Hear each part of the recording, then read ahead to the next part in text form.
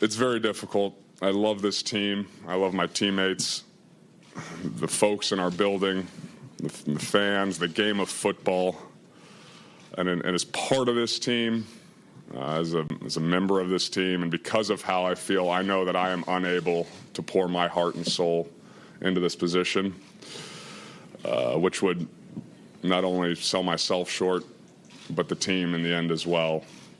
And it's sad, but I also have a lot of clarity in this. It's been a difficult process, but my wife, my family, my friends, Mr. Ballard, Mr. Irsay, the Irsay family, and Frank Reich have been incredibly helpful, supportive, and I'm so grateful for them. One of the most talented quarterbacks in the National Football League walks away. More on Andrew Luck right now with Tom Pelissero. He's live in Indianapolis, Indiana for us this morning. I feel like yesterday, or at least the beginning of training camp, it really seemed like the Colts thought they might get Luck ready back for the regular season. Obviously, that is not the case. So what changed between the start of camp until now? Okay, the simplest way to explain a very complicated situation is that Andrew Luck got worn out, mentally more so than physically. You go back and watch the interview I did with him on one of the first days of camp. Andrew Luck is upbeat. He's joking about all the health questions that he was continuing to face. And he specifically says that this calf strain / lower leg injury he'd been dealing with since the spring did not weigh on him the same way that his shoulder had a few years ago. Everyone I talked to in the organization had no question he'd be full go within a few days. He'd be ready for the regular season. Well, the tone shifted over the past couple of weeks. It's important to understand Andrew Luck does not have a career-ending injury. It's not a season-ending injury. It's not even an injury that necessarily would impact his availability for week one. But Luck said it himself on Saturday night. He decided after playing through that shoulder injury in 2016 when he really couldn't practice that if he were put in the same position again, he would do it differently. He would, in his words, choose himself. Well, you heard Luck say that he has clarity here. Now, after a week of major uncertainty, so do the Colts. They are moving forward full force with Jacoby Brissett as their starting quarterback. Yes, he will take over, and we will talk about the differences between his starts in 2017 and now throughout the show. And you'll be covering the Colts all day long from the facility in Indy all day on NFL Network. Can you sort of set the stage for everyone out there watching? What can we expect to see from that facility today?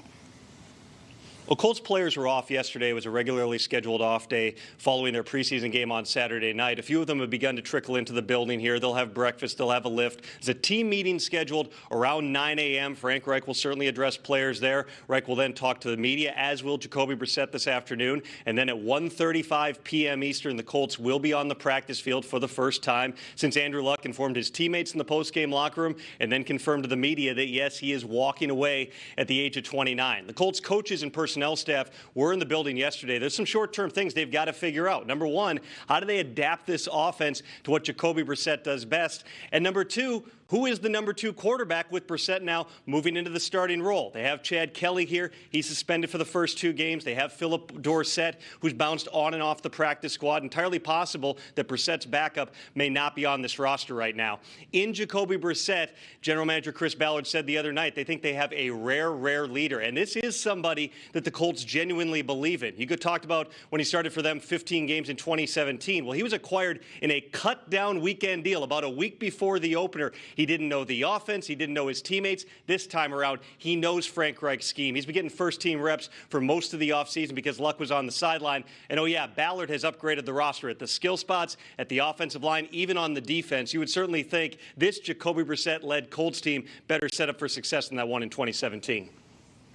Quentin Nelson, you've got a rookie there in Paris Campbell. Devin Funchess, a new addition. So plenty of good for Jacoby Brissett to inherit there in Indy. Thanks so much, Tom Pelissero. We'll talk to you in a bit. The rest of the NFL world chiming in on social media, of course, Twitter, Instagram, all of that. Richard Sherman, guys, saying this is a very rough game. Most people who have not played at this level will never understand what we put our bodies through season after season.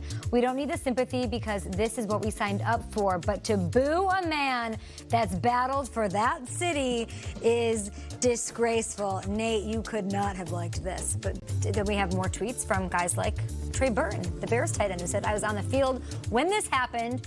These fans are so sad for doing this. Y'all have no clue how injuries affect players. Not everyone recovers the same. Let's first take a listen to Luck here at his press conference about the booing after the game. All that you've meant to the team and the city and the stunning of the decision. Any reaction of the fans? Did you hear the reaction walking off the field? Yeah, I'd be lying if I didn't say I heard the reaction. I'm just curious. Yeah, it hurt. I'll be honest, chap. It hurt. Now, how about that? An individual that gave you everything, sacrificed everything. The one thing he hears as he takes his final steps off the field are boos from fans. Now, I get it. It's not every fan in that stadium, but it was loud enough that majority of you, as we're listening right now, you can hear that loud and clear. Now, I'm just going to tell you right now, straight up, if that was you, you should be embarrassed and you should be ashamed of yourself. I know exactly where you're coming from. You're saying, well, Nate, I've given so much. I mean, I bought tickets and I spend my time cheering for my team. I show up to the practices. You know, I even travel on the road.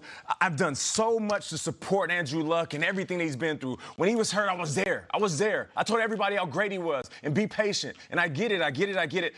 But why retire on us now? That's what you're feeling. Now imagine all that times 1,000. You got a dude that wakes up every single day, plays the game the right way, does it the way that every person that plays professional sports should do it, with great humility.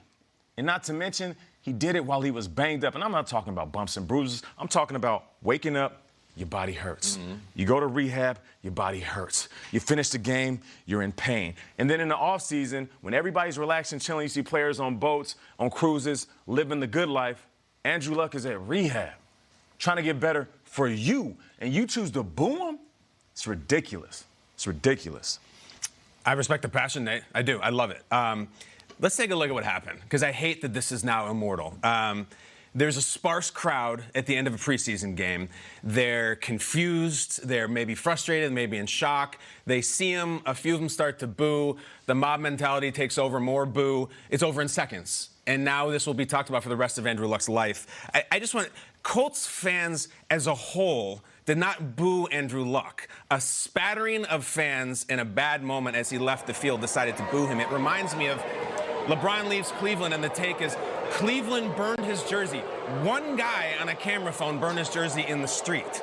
I don't think this represents how Indianapolis feels about Andrew Luck, or the entire NFL, rather. And we will see, because when the Colts have their home opener and they put Andrew Luck's picture on the Jumbotron, there will be a standing ovation. I would never have booed, obviously. I wish they hadn't. I'm careful to paint the whole fan base with one brush because of a few people at the end of a preseason game. Again, with fans, I always say this. They put food on our table. They're the ones who watch it. I'm not one to criticize fans. I think almost worse than the fans are the pundits online who had time to think this over and click send on tweets criticizing Andrew Luck.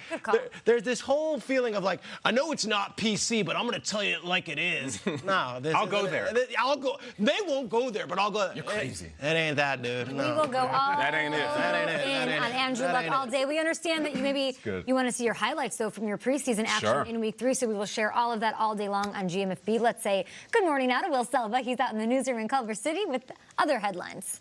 Absolutely. Good morning to you, Kate. Good morning, fellas. Well, Andrew Luck's injury further heightens the awareness other teams have of their own franchise quarterback's health. The Panthers being extra careful with Cam Newton as he deals with the mid-foot sprain. Now, Newton is already out of the walking boot he was seen wearing after Thursday night's preseason loss to the Patriots. Now, at the time, head coach Ron Rivera felt optimistic Newton would be ready for Week 1. And it sounds like the optimism is well-founded as Cam is recovering, like his nickname, Superman.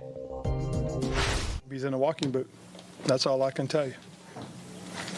It looked like it may have been toward his midfoot. Did you get any kind of specifics? No. I don't ask until I'm done with you guys. Then I'll know.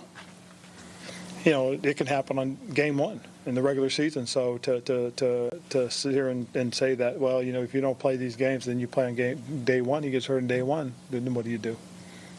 You know, that's the hard part. That's the unfortunate part.